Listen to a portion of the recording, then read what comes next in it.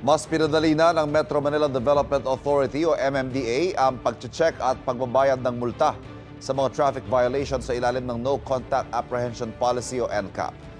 Ang mga hakbang sa paggamit ng bagong features ng NCAP website, alamin sa unang balita ni Von Aquino.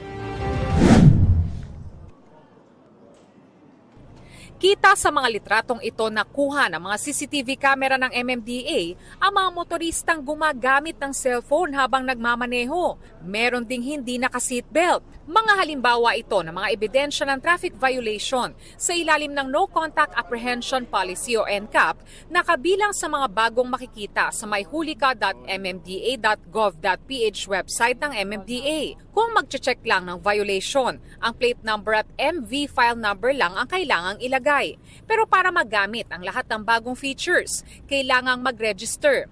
Isa sa mga bagong pwedeng magawa sa website ang pag-contest o pag-question sa itinag na violation. Pwede yan gawin mismo sa website sa pamamagitan ng e-contest option.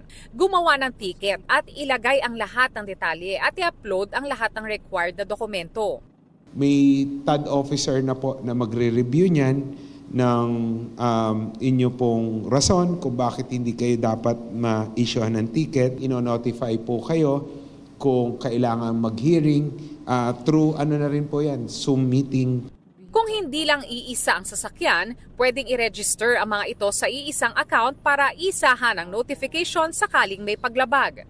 Ang multa sa inyong paglabag, pwede na ring bayaran sa pamamagitan ng isang e-wallet app.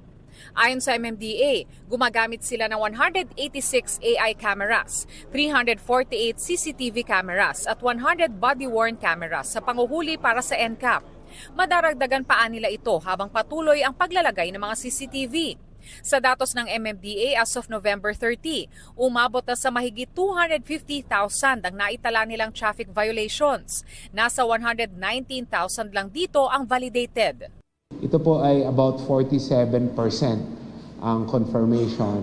Marami po dyan ay na-invalidate hindi dahil sa mali yung panguhuli, dahil medyo lenient pa rin po tayo. Particularly doon sa mga areas na medyo may konti pang conflict or issues regarding signages or other issues. Sa tansya ng MMDA sa weekend, sa susunod na linggo hanggang sa December 20, ang peak ng mga babiyahe para sa Pasko at handa raw sila sa Christmas rush.